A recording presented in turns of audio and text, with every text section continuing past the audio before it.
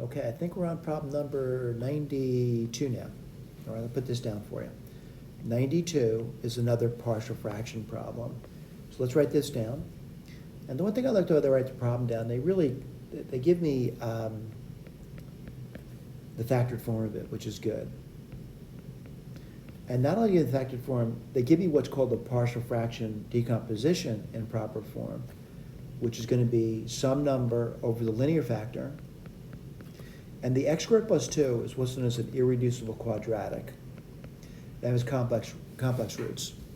So I'm going to say, they gave it to me, but it's going to be this bx plus c thing over here. So I'm going to do the same thing I did before because it works on it well. And that's going to be the LCD is x plus 1, x squared plus 2.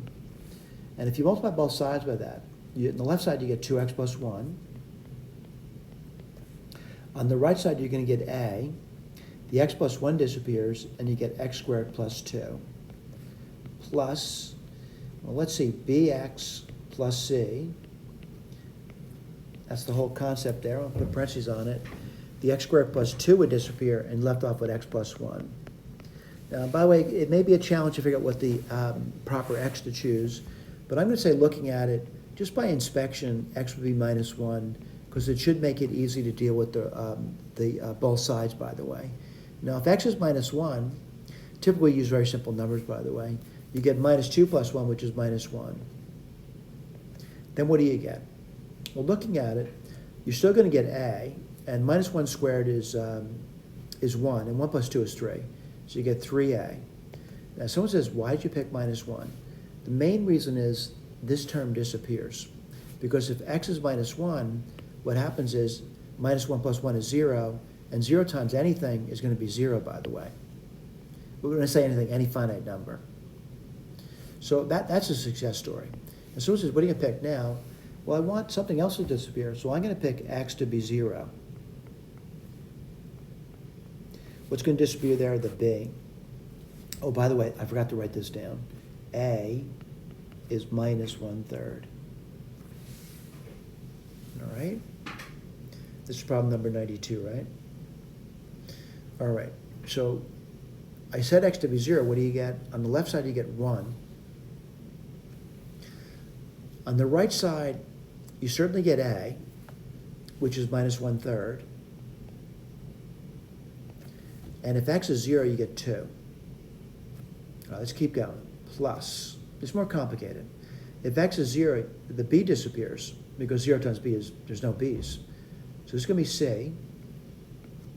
And then if x is 0, it's going to be c times 1. Well, that's not so bad. So I got to figure out what c is, though. You get 1.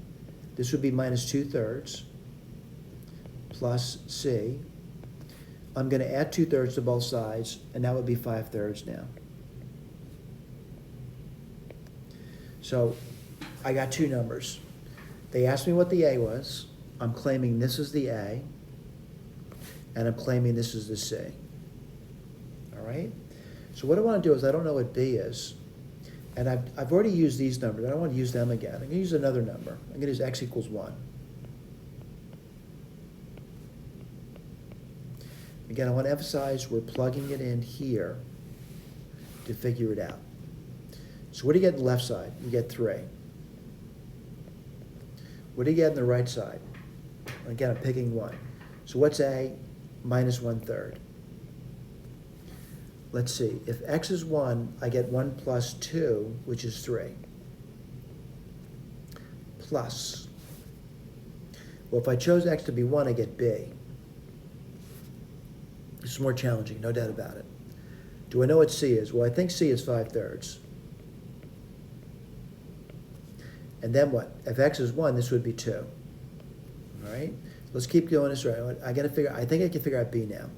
So, minus 1/3 times 3 is minus 1. Then what do you get over here? I'm going to distribute the 2 across those two terms. I get 2b plus 10/3. Yeah, it's more of a challenge, but I think I can meet it.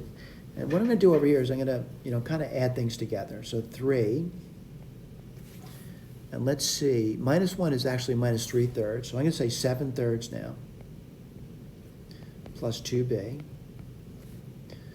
7/3 from 3, well, 3 is like 9/3, that's gonna be 2/3. That would be 2b. What's the b gonna be equal to? 1/3. How'd I do that? Divide both sides by 2. Now granted, I hope you're not overly exhausted by that. I do wanna look at the answer key, and we'll talk about the other things that are in the answer key as well, by the way.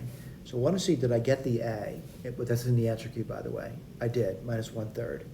Did I get the B? Well, the B they say is 1/3. I do see that right over there. Did I get the C? They say the C is 5/3. What I want to do though is I want to go back to the original problem, and I want to plug it in. Right now, someone says, "Why do you want to do that?" That's my goal, is to plug things in. Right. So I'm going to go back to the original problem, and I'm going to plug it in. And what do I see over here? I'll write this down for you. This is the problem I'm looking at over here. I'm going to write this down now. What's A? Well, A is minus 1/3. What's on bottom? X plus 1. Plus. That's going to be x squared plus 2. What's the B? Well, I'm not trying to memorize anything. The B is 1/3. So I'm going to put down 1/3 x. What's the C? You know, again, I'm not trying to memorize anything. I'm trying to look it up. It's 5/3.